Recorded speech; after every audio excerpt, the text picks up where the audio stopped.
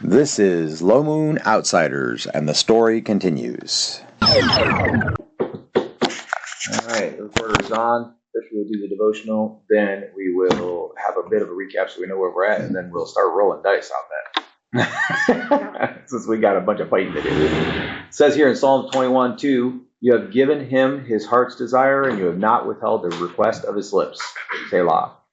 So this is talking about the king, talking about God's servant. It says, knowing that the God of heaven has answered our prayers is a wonderful feeling. Knowing that he has attended to any one specific person is pretty amazing.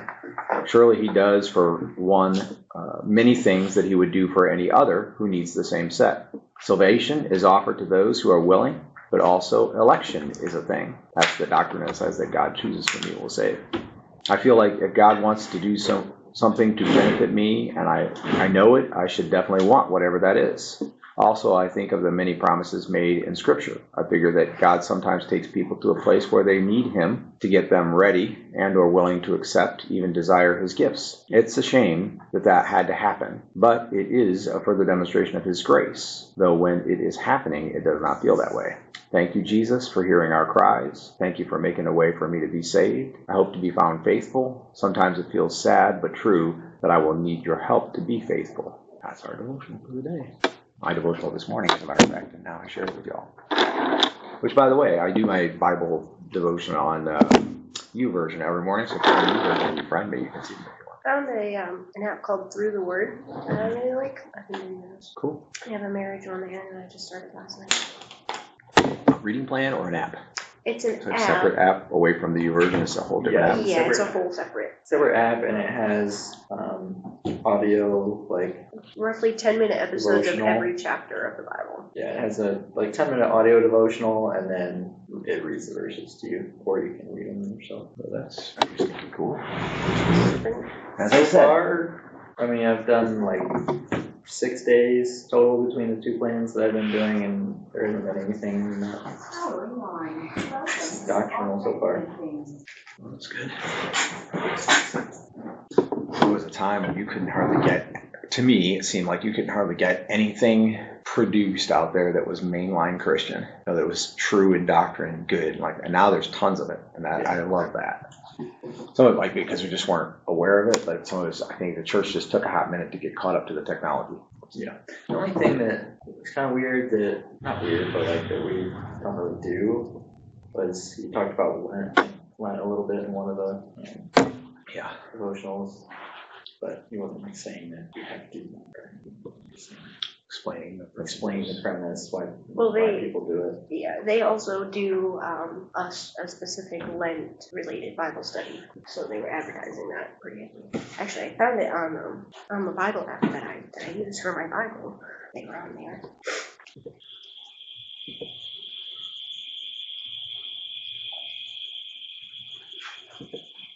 Okay. Once last we broke, the party was in the midst of an unplanned, essentially, rescue of a city that is under siege. You have gone to 2 sites of sacrifices so far. It is about 12:30 in the morning, between 12 to 12:30 in the morning at this time. As Sturd managed to set the stopwatch at midnight, so whatever goes on from here on out, as it falls apart or goes beautifully, you have the ability, to, if necessary, to try to go back to midnight, which was right after the last successful intervention. You know that there were 4 sites for sacrifices that you had not visited, and you've successfully stopped 2 of them and sent the survivors back, theoretically out of reach, or at least mostly beyond. But it didn't matter because the people who were doing the sacrifice were all killed, so it would definitely take them time to bounce back on that if they were going to try to. It is 50 degrees outside. It is, the sky is 75% canopy of clouds. So on a rare occasion, a 3/4 moon shows through. And when the sky is clear above, you can make out stars in the sky. It is not pitch black dark outside, really. In the deep shadows of the forest and like that, it's very dark. But looking across the countryside, everything is a long and dark silhouette. when the moon and most of the sky overhead is blocked out by the clouds, it gets pretty dark where you are. That is the scene as you approach the next site. What you see before you as you're approaching it, I forget, do we have direction sense? Someone's navigating. Yeah, somebody has navigation, sure. I'm pretty sure Harry has direction sense. Okay. So I have directions. So as you're approaching it from the east, I think pretty much everybody probably knows that from the conversations we've had and so on, you see basically a rise. And so looking at it, so you're looking due west. The moon is up almost overhead, but to your right. And you see there's a flat rise that comes up and then it drops off sharply like a cliff, basically. And then around the base of that cliff, there are a lot of dead trees, and you can see like branches sticking up in all kinds of odd angles and stuff, and they don't have leaves on them largely. And then as you get further away from the cliff, there are living trees, and it goes into kind of a spotty forest going northward. On the rise, you can see what looks like a ruin, including some walls that stick up as high as maybe 8 to 10 feet, something like that. And then there's some mounds of rubble and so on. And then against the night sky, there's no fire, but against the night sky, you can see a little bit of movement. People, or what you would guess are monsters, hobgoblins, whatever, up there. In fact, you can see, so you're looking at, you see the cliff, the trees are coming up here, and some of the dead trees rise up high enough that they're actually above the cliff edge. And then up on the cliff, there are trees, but they're just kind of here and there. There's one big tree that's kind of in amongst the rubble, and then there's smaller trees that are around, and then there's a lot of underbrush, bushes, and small trees that are no more than maybe a few feet high and whatever. But where you see the rubble, in the back, there is a particularly high piece of rubble. It's like it looks like the corner of a wall of a downed fortress or whatever was actually up there. And it stands at about maybe 8 to 10 feet high. And then standing on that in plain view, you can see him from here, and you're probably a half mile away. In plain view, you can see what appears to be one hobgoblin standing up on that large thing. And then if you go back away from him and to the left some more, you see what looks to be like rubble or boulders, and it's almost the same height, and you can see 3 hobgoblins standing there. Now, because they are standing there, and that would give them a pretty good command of the outlying areas, you've been sticking to the trees and moving slowly up to get, not slowly, but carefully, cautiously up to get closer to see what you're up against.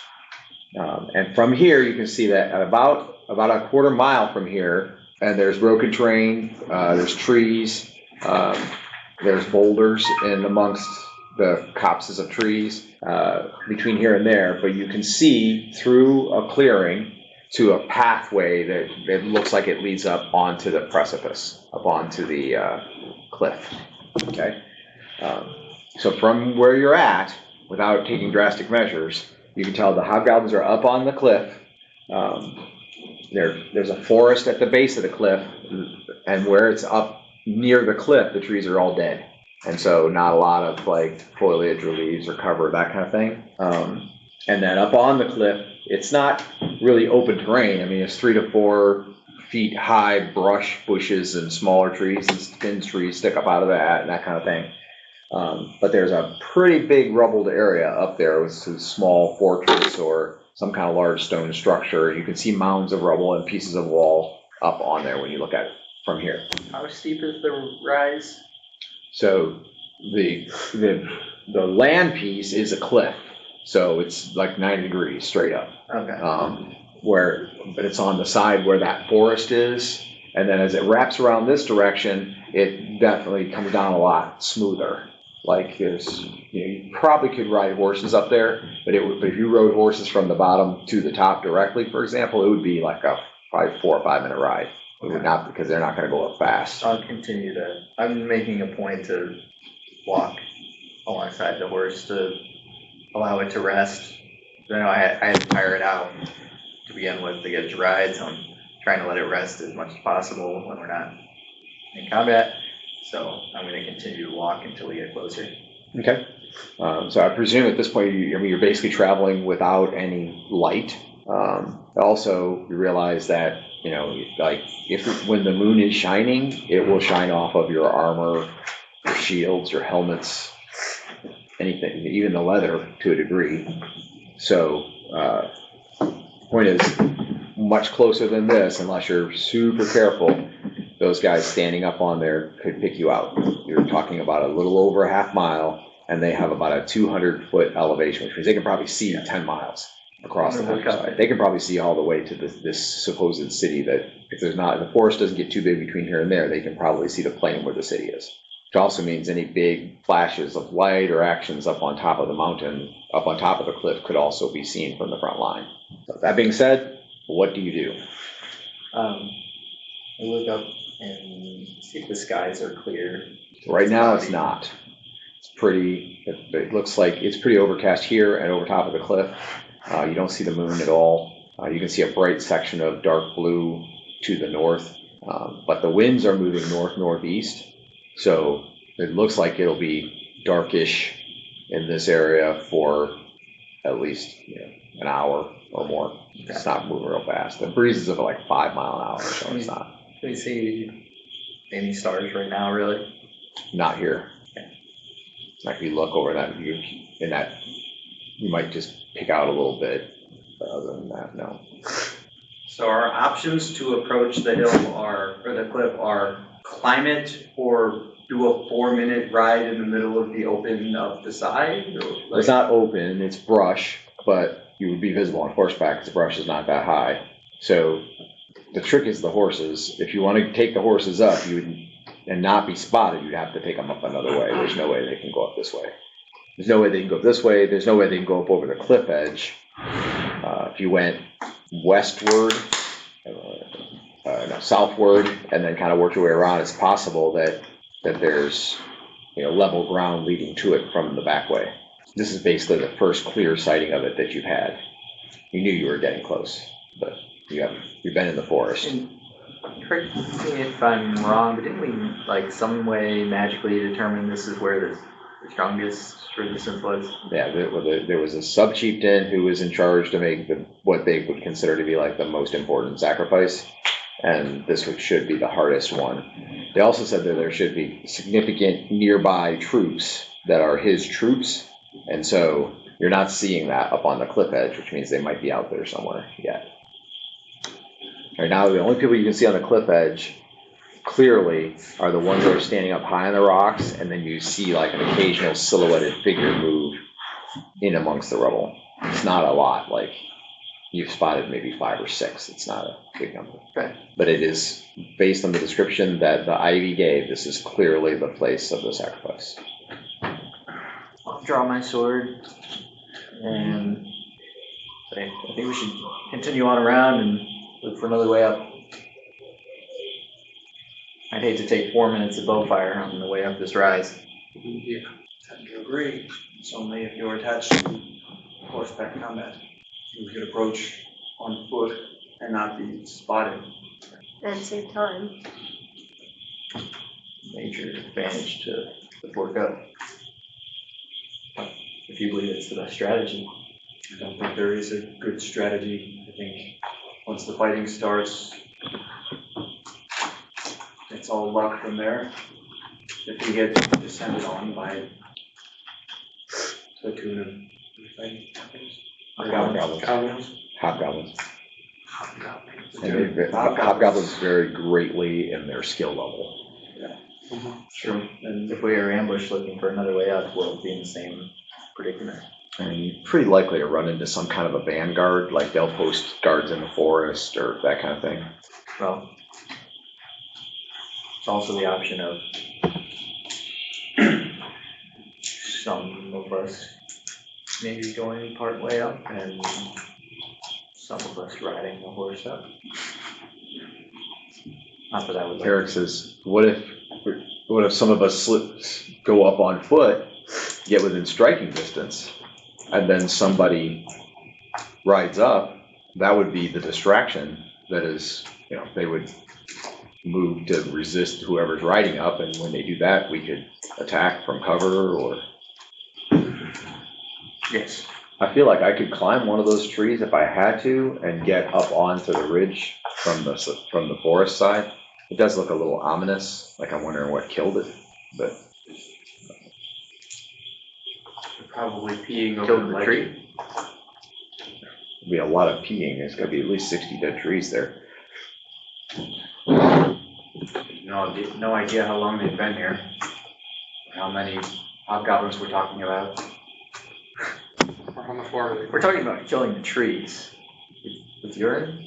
Sure, hobgoblin urine. I'm no I saw it hobgoblin eat through the expert. floor of a traveling cart once. Why were you traveling cart? Still, it's over quite a large area. I'm allowing him to urinate in It cart. wasn't my cart. It wasn't my cart. Those can't be helped then. Regardless. Anyways, I'll be this distraction. That works for me. I can start on the path ahead of you and lie in wait. Should the two of us go? Do you? I think we would, he looks at Klume and then at Sturt, and he says, I think we would do well to get closer before things go south. Do I know where they went? Kind of like you saw them scurrying through like. Not really scurrying, it's more like they're on station. Now. That's where the sacrifice is going to be, up on the cliff. Mm-hmm. And from the fact that you don't see a fire, like you saw, there was a fire at the other two places. Either they're conducting the sacrifice differently, or they haven't lit the fire yet. Something is different about this location. I would like to see if we can track the archers. Try to jump on them. Need a fire at this location. Yeah, well, so you're at, right now you're over half a mile from where they are. So if you can get closer, if you're gonna try to pick them off like with call shot or something like that, you're probably gonna need to be within a couple hundred yards max. So you're about 6 times too far away at the moment, which is why Herrick was saying getting closer. If we could get an overview to know what the other approaches are, that would be one thing. The only place I think that we could cross to go around would be if we cross through the forest in front of the ridge where all those dead trees are, and see if there's a way up on the other side. I think we've got a plan. If we had a road, or a mountain climber, somebody could go straight up the cliff edge. I have mountaineering. Oh, well, there you go. She could go up the cliff edge. Do you have whatever gear you need? Rope? No, nothing. I have some rope.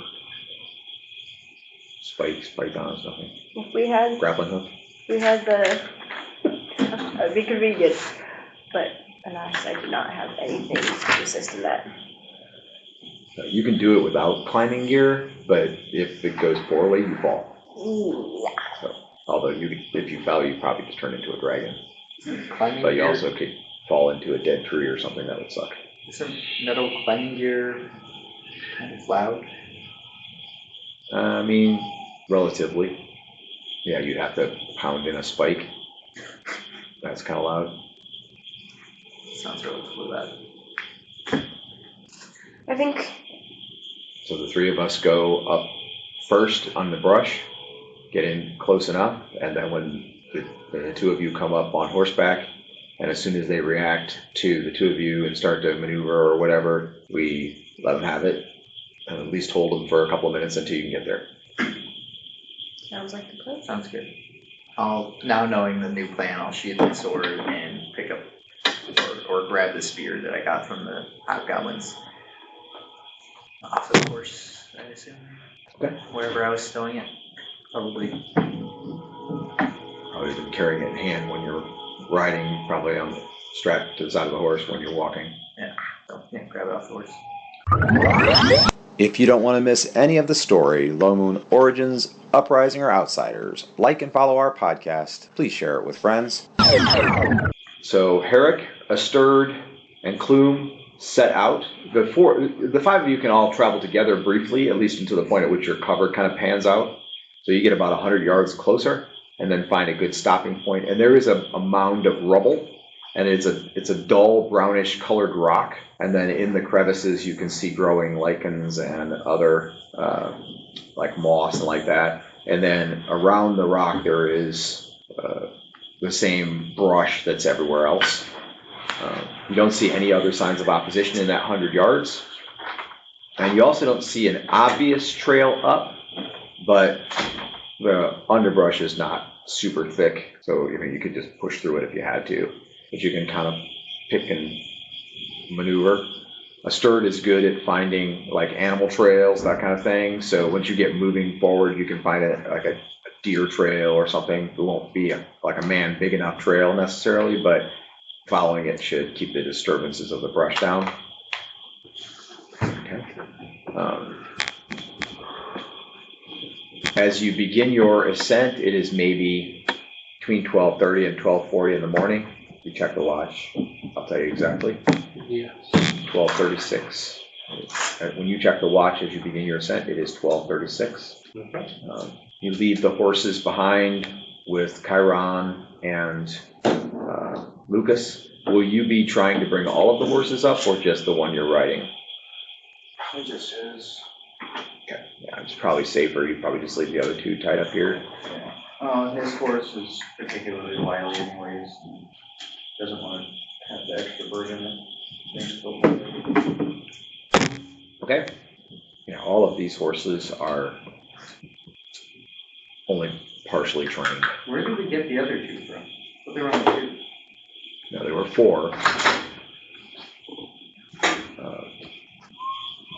Pretty sure. Am I wrong about that? I think There were four at the end, but it could be you only brought two. I'm pretty sure we only had two. Horses? Yeah. There were only two at the end as far as I was told. Okay, so you do only have two. All right, so you don't have to worry about the other two then. They're figments of your imagination for a second. All right. Although I'm very tired. I guess he only said there's two that need broken in, so maybe there were like two draft horses there or something. Two riding horses. Well, in the interest of time, we will look it up later, but at the moment we're only worried about the two anyway. So, all right. So the two of you wait in the woods, hoping not to be stumbled upon by some form of opposition. Let's see, and they are well out of sight within just a few minutes. So basically, I assume you're leading, and you're picking your way through the brush, and you're basically staying low below the green part and pushing branches apart like that. And then you do find, basically like it's a flat trail that goes through the brush, but the brush is not really open above it, but it does show signs of disturbance, and you realize it's probably a deer trail or a small animal trail that leads to water. And so you follow that going uphill. Who is going second, you or Herrick? Okay, so Klume is second, Herrick is in the rear. Herrick does have his spear. And as you're pushing your way up, the going is pretty quick. Once you get on that trail, you just stay low and you follow it. So you see, the grass is just dirt for like maybe 6 inches or a foot wide, and it's just kind of winding through. And on either side of you are, trunks of small trees that are that big around, and where you are, there might be some small ones that are broken down, that kind of thing, but there's something is going through there quite frequently to make this kind of beaten down path and warn the grass through. But it's convenient for you because it makes your ascent quicker, and you don't run into any trouble. At the point at which you are, you're pretty steeply climbing for several hundred yards, and then that trail goes over like a rut in the land. It looks like it's a downed tree with dirt built up on both sides of it, because you can actually see a little bit of like the old bark of the tree there. And then once it crosses over that, it turns to the right and heads kind of downhill, not directly downhill, but the wrong direction basically. So you have to leave the trail, and now you're pushing through the brush again and looking for another opportunity to make good progress. But that puts you at about maybe 200 to 300 yards from the rise. And so you kind of you find a space where you can stick your head up in the brush, and you've got little branches and leaves on every side of you, and you stick it and you look, and you see that you're about 15 feet below the level of the ridge. And from there, you can see pretty clearly onto it.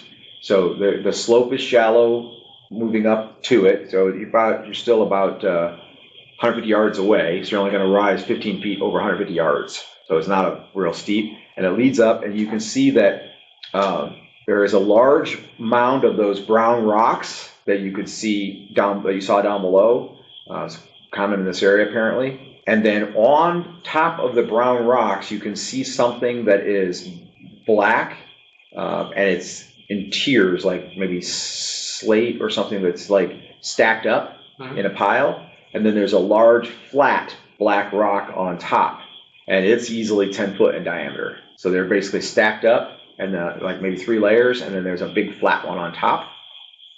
And then that's on top of a big mound of brown rock. And then behind that, you can see someone standing, and he has his arms upraised, and he's wearing a dark brown cloak that covers his whole body and his head. He has his arms upraised, and his fingers, because you can see them silhouetted against the sky, look kind of abnormally long, like maybe easily 3 or 4 inches longer than you would expect. And that's not normal for hobgoblins either. They tend to have more meaty, thick hands. But he's standing behind that slab, so you can just kind of pick him out from the waist up, and he has his hands up, and he has a cloak on. Roll a d20 real quick.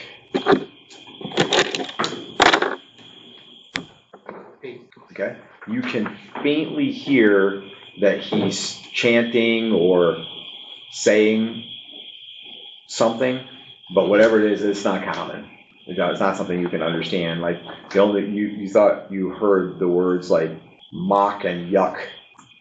It doesn't sound like hobgoblin, and it doesn't sound like common. Okay. Then from that big pile of brown rock that he's standing up on top of, to the right, there's the remnants of a stone wall that looks like an old fortress wall, and it's got quite a bit of like moss or leaves or whatever growing in and on it. And it goes for a good 20 feet or so from the brown rock, and then there's a gap between it and another section of stone like that, and there's a hobgoblin standing in the gap, and he has a sword and a shield. So you can see that. And then completely on the other side of the brown rock, see that guy standing up there on the other side of the brown rock, you can see another guy who looks tall and thin and is wearing a cloak and a robe like the guy who's up above him. And then to his left, you can see another hobgoblin standing there, and he has a bow and a quiver of arrows. Okay, and that's basically the front. So if you look up there, that's the front. Now, because you're not because of the way the elevation changes, you really can't see into the courtyard area behind the big pile of rock and stuff. But on the far side, so another 50 yards back, you can still make out the top of the one guy standing up on the tall wall and the 3 guys standing up on the other pile of brown rock that you can see from down below. You can still see them because they're pretty far back. So opposition, you can count 3 on the pile of brown rock in the back, 1 on the big stone wall in the back, so that's 4. 1 in the cleft in the front, that's 5. 1 in the cleft on the left front, which is in the cleft of the brown rock, that's 6. And 2 tall, gaunt guys with long fingers, if the other guy has long. Well, one guy has long fingers. So 9 enemies that I can count. Yes. How many hobgoblins? 7. 7 hobgoblins and 2 gaunt. They almost look like humans, you would guess, from their anatomy, the shape of their body and like that. They look like humans. But the one guy, like I said, he has his hands upraised with his fingers out like this, and like his fingers are 3 to 4 inches longer than what a human's fingers would be. Now, it could be an effect of the magic or whatever he's doing. There is nothing on the slab of rock. So the big flat slab, as far as you can tell, there's nothing on it. It's empty. Okay. And you said that was easily 10 foot in diameter? Yeah, the big slab is like 10 foot in diameter, but it's stacked on 3 or 4 layers of that flat slate stuff, and then that is on top of the big pile of brown, which is the biggest one around, and it's probably 20 feet high. So that flat slab is 30 feet up, which makes it 45 feet up from your position. But it's so far away, it's over 150 yards away, you can see onto it and it looks empty. Okay, so you're not, at this point, you're not in danger of being spotted because your head is in the brush, and you can duck back down and you should be able to approach closer. But you're at about 150 yards from the slab now, which does technically put you in range of the longbow or longbows. Does Klume have a longbow? She does. And Klume will pull that out. Yeah, I would assume you were probably walking with it. Yeah. It's easier if you're going through all the branches and stuff to lead with it. So that it's pretty clear that you could get easily maybe 50, maybe 100 yards closer without being spotted. It'll just take several minutes to do it. You have to creep along the ground kind of thing. And as you do that, you'll be rotating slightly around to the left. So you're not going to come directly at them to stay, because there's a place where the brush, like coming up the trail where the brush is only like a foot high. So you're not going to go there. You have to stay to the left in the brush. And as you stay to the left, so I'm not quite ready to show you the whole map yet because there's things you haven't seen yet. I'll show you this bottom part and then show you that. But basically this you've seen, okay? So you think of it like this, okay? So relative to this map, you're currently like right here, okay? But if you go directly there, right in here, the brush is so low, there's no cover. I mean, you'd have to belly crawl, and then even then the brush would be moving. So, but if you go this way, you could get up into like right here and practically be on the rise and still be in the brush. And then from there, you couldn't go any further because it's, only a foot tall. But the closest you could get come from where you're coming would be, you could go probably another 100 yards or so up into here, which would put you somewhere between 50 and 80 yards away from there. Also, if they're going to charge up, they're going to be coming up right here. Okay. If So if you're over here, that would they're be better. charged up? Yeah. So it'd be better if you're over here than here anyway. Because if you're over here and they come out to attack, then you'll have cover, which is good, but you're basically attacking from the same direction. But if they come up here and you're over here, then if they face that way, you'll be hitting them from the side or rear.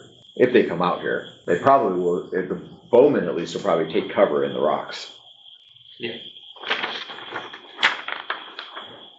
I think that's a strategy. We should go that way. Sound good to me? Right? So he just basically signals you that you're going to keep moving forward and not directly toward the ruins. Right?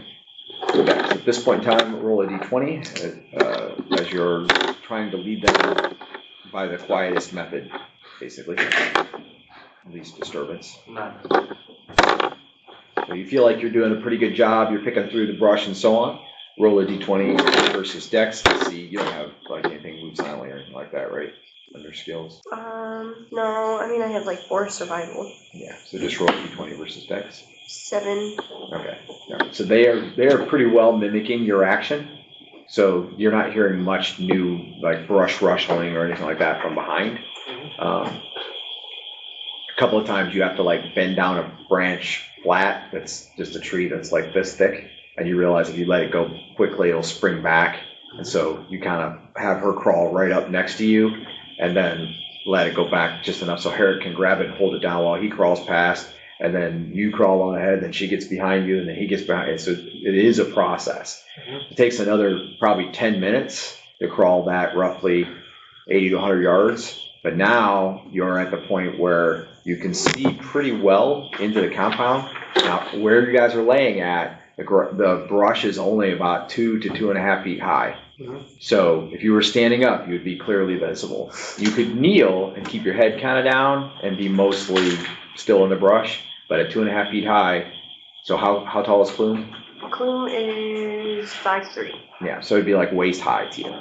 Okay, and less than that for you, right? Or is he tall? 5'1". Oh, he's shorter. She is. Okay, yeah. So like waist high. So if you stood up, you'd be covered from the waist down by brush. Okay. So now from where you are, you can see more. You're basically over here on this map. Okay. And what you can see, there's the slab as previously mentioned. There's the 2 gaunt guys. You saw this hobgoblin before, but you don't see him now because the angle is not right. Okay. There's a hobgoblin here. There's also a hobgoblin in here who's sitting down amongst the rocks and didn't see him before. Then you see, I'll give you benefit of the doubt and say 3 bodies wrapped, almost like mummified. They're wrapped up, arms and legs are wrapped up right there. And there's a hobgoblin standing right there. And you can see him from the waist up past the rock. hobgoblin, hobgoblin, hobgoblin, 3 hobgoblins back here, 1 on the high wall there. And that's it. Okay. So I assume you're just laying there, and everybody's probably maneuvering to have the ability to see, because it's not that hard to go, okay, it's going to find a spot in the brush where there's a hole. So all of you see that, and then roll a d20. 19. 11. Okay.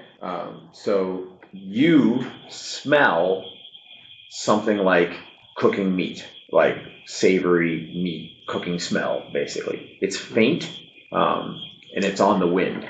It's not nearby. You don't smell it. Klume doesn't know. Okay? You know from your hunting skill that the wind's blowing this way. Okay, so there's no fire on the ridge. You're in the brush here, and you smell cooking meat coming from somewhere over here. So it's close by, generally. Can't be any more than a quarter mile, because by that point it would be too broke up for you to smell it. Okay. It also can't be as like under 100 yards, because it would be, you'd smell it a lot better. So it's got to be some distance, but it can't be too far. And it's constant. If it was not constant, then you would say, okay, it even just could be a trick of the wind, and it could have come from miles away. You've smelled things from 10 miles away before. It's really rare. Okay. So you are theoretically in position, Yes. Can ready to attack.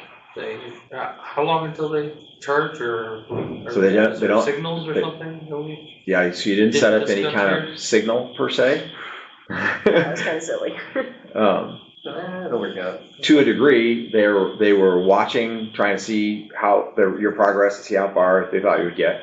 So they've been gone for in the neighborhood of 20 minutes. I was gonna get ready to call. Okay. I mean, you knew it would be at least 10 to 15 minutes to crawl up there in the brush.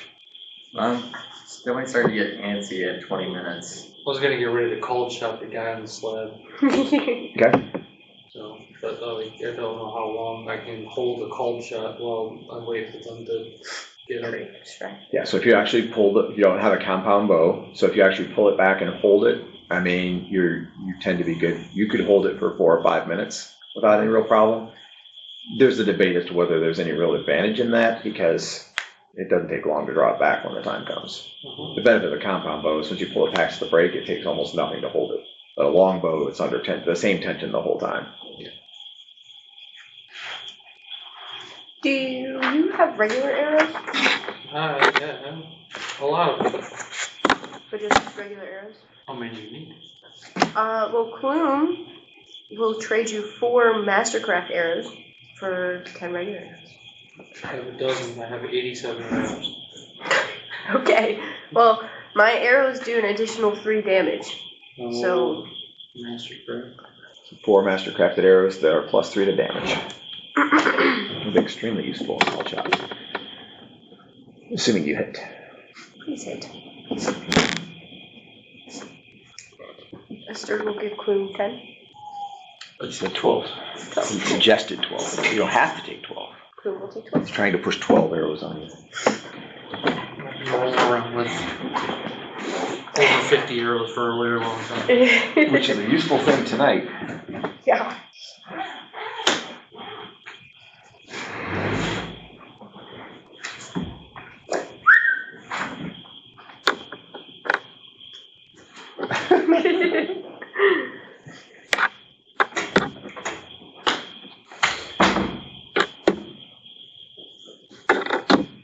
I have metal arrows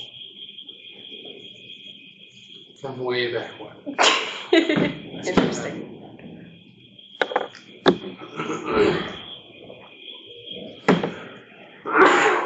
Bless you. Well, the first time I used a watch. Actually. I almost hate to use the goblin miniatures to mark the hobgoblin, because hobgoblins are really scary What looking. time is it? Right now? Yeah. 12:50. Oh, that's not cool. It's fake.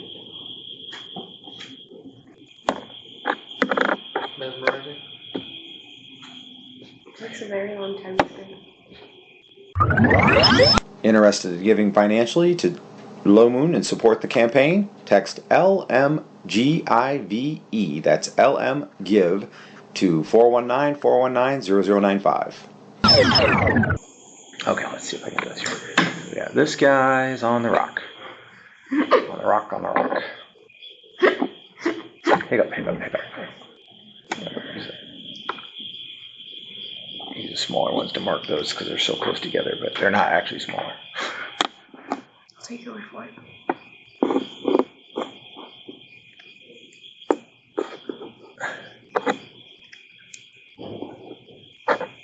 Okay, there's 2 guys in there. Actually, there's 3 guys in there. They're gonna get really tight.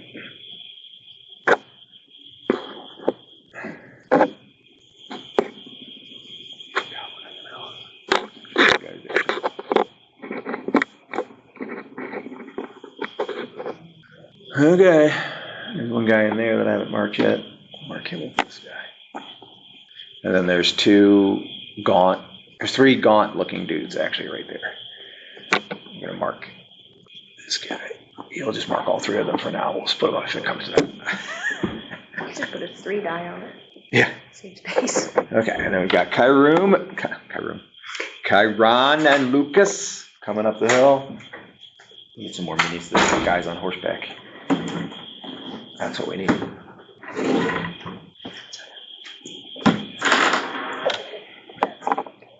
Okay, and then we have Klume, itty bitty chick. And Chiron charges up the hill. And there's Stirred. And here's Harry.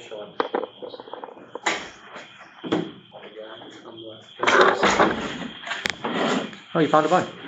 Yeah, they were frozen in the fridge, Oh, awesome. or in the freezer. So I unfroze them. I have unfrozen them.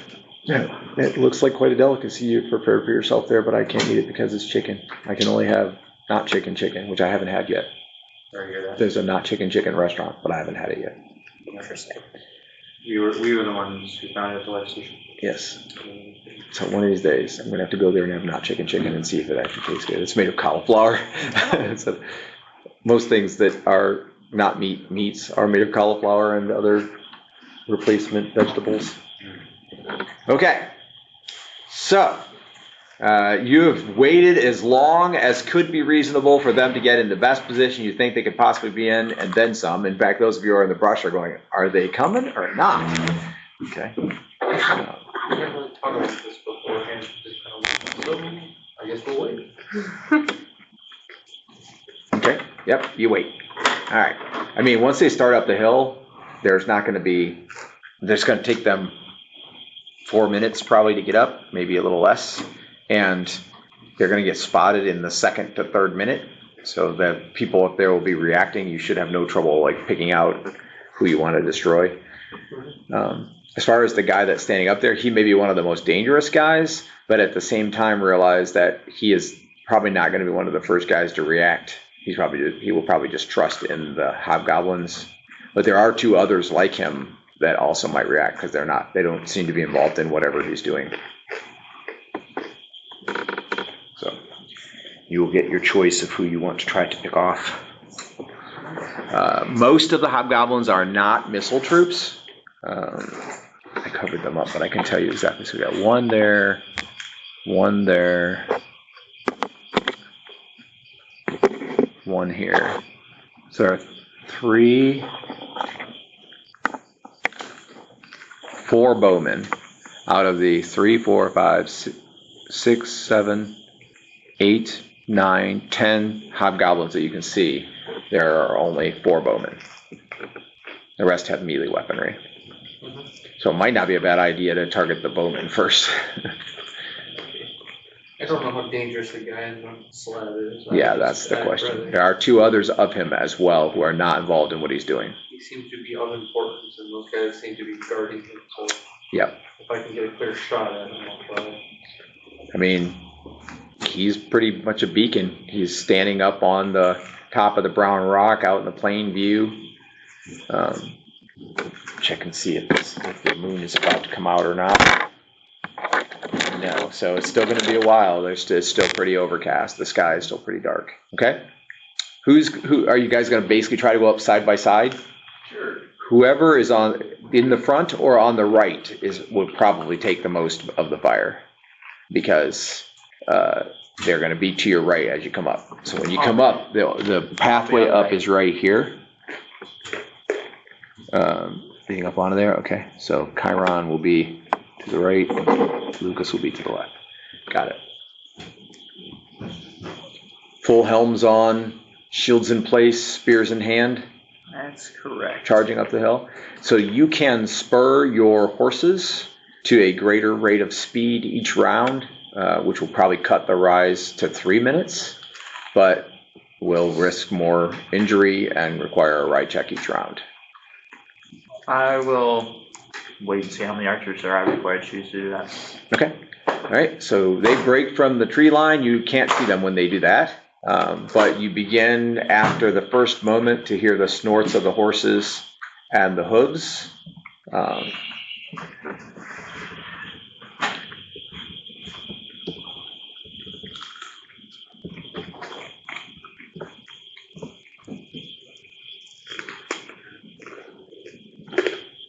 This is an exciting moment as the two of them charge.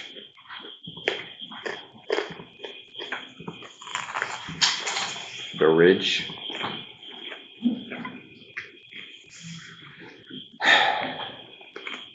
Not responding.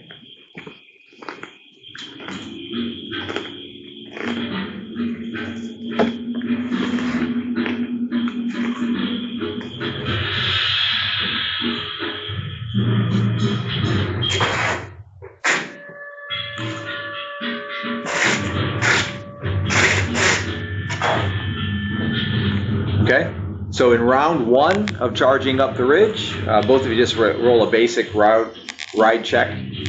No negatives. 72. No problem.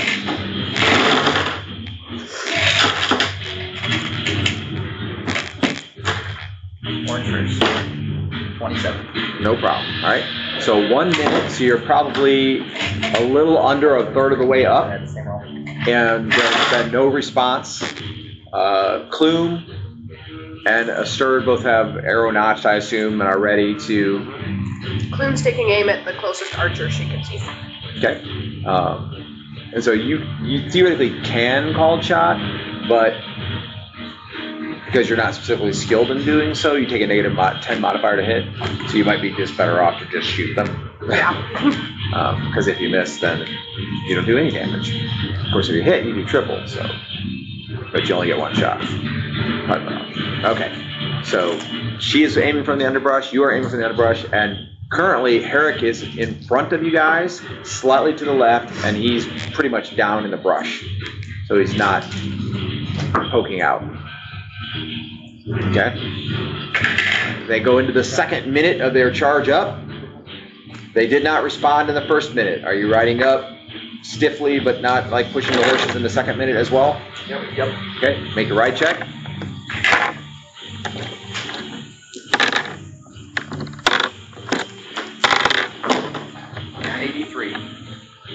Say it again. 83. Okay, both of you are doing fine. And so at the end of that, you're roughly halfway or a little over up, and they have begun to spot you and are crying out alarm and begin to maneuver. And I'll move them around on the map some in a second here.